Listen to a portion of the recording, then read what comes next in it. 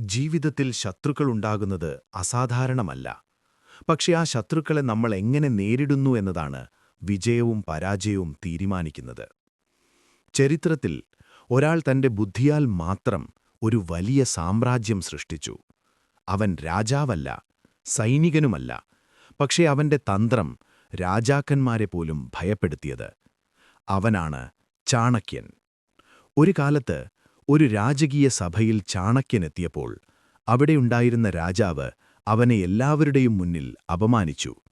അവന് രാജസഭയിൽ നിന്ന് പുറത്താക്കുകയും ചെയ്തു. അവിടെയുണ്ടായിരുന്ന പലരും വിചാരിച്ചത് ഇപ്പോൾ ഇയാൾ നാണിച്ചു പോകും എന്നായിരുന്നു. പക്ഷേ ചാണക്യൻ ചെയ്തതല്ല. അവൻ തന്റെ തലമുടിയുടെ കൂന്തൽ തുറന്ന് ഒരു പ്രതിജ്ഞയെടുത്തു. ഈ രാജവംശത്തെ നിലം പരിശ് ഞാൻ ഈ മുടി വീണ്ടും കെട്ടുകയില്ല. അപമാനം ചിലരെ തകർക്കും, പക്ഷേ ചിലർക്കതു വിജയത്തിന്റെ തുടക്കമാകും. ഇന്ന് ചാണക്യൻ പറഞ്ഞ 3 ശക്തമായ തന്ത്രങ്ങളെക്കുറിച്ചാണ് നമ്മൾ സംസാരിക്കാൻ പോകുന്നത്. ആദ്യത്തെ തന്ത്രം നിദാനം. ചാണക്യനും ചന്ദ്രഗുപ്തനും ആദ്യം നന്ദരാജവംശത്തിനെതിരെ പോരാടിയപ്പോൾ അവർക്ക് വലിയ തോൽവി നേരിടേണ്ടി വന്നു. ജീവൻ രക്ഷിക്കാൻ അവർ കാടിലേക്കോടി.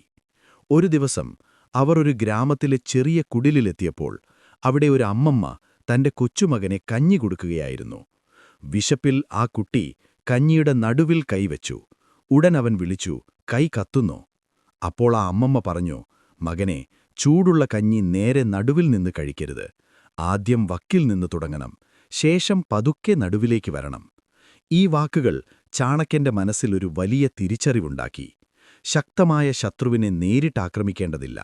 ആദ്യം അവരുടെ ബലഹീനമായ ഭാഗങ്ങളെ തന്നെ ആക്രമിക്കണം. പതുക്കെ അവരുടെ ശക്തി കുറച്ച് അവസാനം പ്രധാന കേന്ദ്രത്തെ ആക്രമിക്കണം. ഇതാണ് യഥാർത്ഥ തന്ത്രം. രണ്ടാമത്തെ തന്ത്രം പ്രശ്നം വേരോടെ തീർക്കുക. ഒരു ദിവസം നടക്കുമ്പോൾ ഒരു മൂർച്ചയുള്ള മുള്ളുചെടി ചാണക്യന്റെ കാലിൽ കുത്തി. സാധാരണയായി നമ്മളെന്തു ചെയ്യും? ആ ചെടി വെട്ടിമാറ്റിപ്പോകും. പക്ഷേ ചാണക്യൻ അങ്ങനെ ചെയ്തില്ല. അവൻ ആ ചെടിയുടെ വേരുകൾ വരെ മണ്ണിൽ നിന്ന് പുറത്തെടുത്തു. അത് കണ്ടൊരാൾ ചോദിച്ചു, "ഇത്രയും കഷ്ടപ്പെട്ട് എന്തിനു വേരോടെ പറിക്കുകയാണ്?"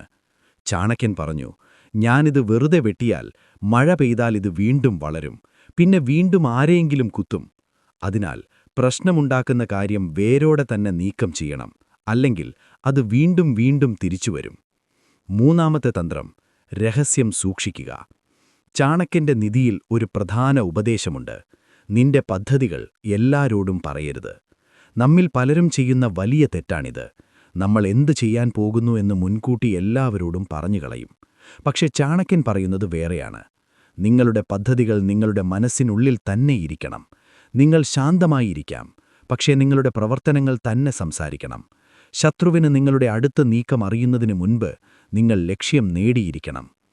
അവസാനം ചാണക്യൻ തന്റെ പ്രതിജ്ഞ നിറവേറ്റി. സാധാരണ ഒരു യുവാവായിരുന്ന ചന്ദ്രഗുപ്തനെ മഹത്തായൊരു ചക്രവർത്തിയാക്കി. ഇതിൽ നിന്ന് നമ്മൾ പഠിക്കേണ്ട 3 കാര്യങ്ങൾ. 1. ശക്തമായ ശത്രുവിനെ നേരിട്ട് ആക്രമിക്കരുത്. ആദ്യം അവരുടെ ബലഹീനത കണ്ടെത്തണം.